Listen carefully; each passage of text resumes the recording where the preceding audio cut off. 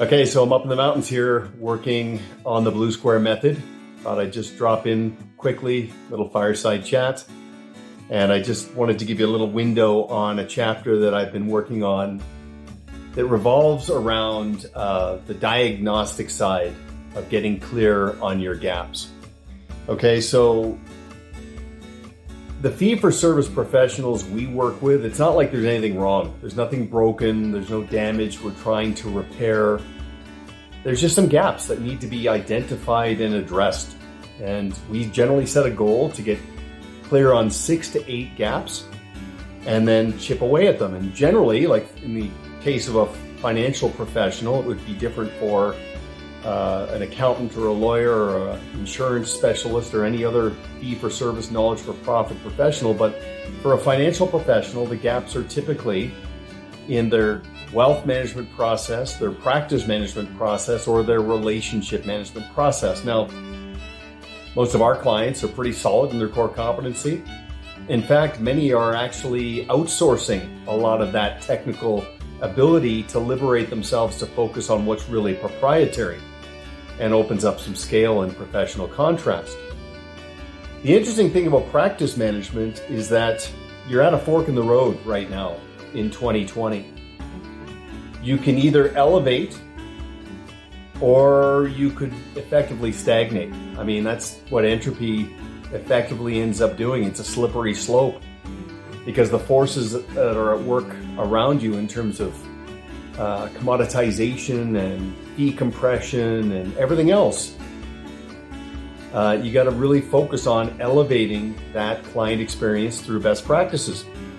And then, of course, with relationship management, that is in essence branding around how you are perceived and described and how you differentiate yourself. But just backing up a little bit on the gap process, there's essentially 4 components that we work through. There's the goal setting exercise, just to get clear on your vision for the future. Then there's that gap component where we zero in on the 6 to 8. And then we shift to the accountability piece, which is huge, where you go from intent to implement. So you take action with your team. And then lastly, there's assessment, where you look for the KPIs.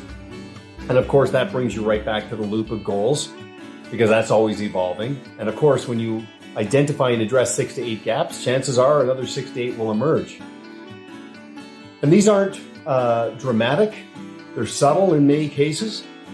But here's what's interesting on the practice management side of gaps is we've developed this template and approach. It's called Always On. So you already know the benefit of working on your business. Well, this is a placeholder and a checklist to just compare and contrast your current approach to what we suggest. So again, 4 components. There's on-site, that's your fit process, and we lay out what that should look like and how that should be documented. Then there's on-board, how you onboard a client and fast-track them to advocacy. And then once that dust settles, then there's ongoing, that's your service model. That's what it means to be your client. That is your client experience. Primarily scheduled and proactive. And then lastly, there's onwards, which is really the reactive side of your business, how you respond to critical life events and moments of truth and milestones that your clients achieve.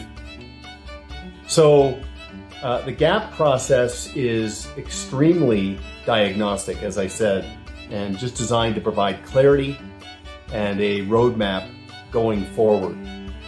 And I really enjoy that exercise one-to-one with our clients, and I hope we've captured that in the Blue Square method.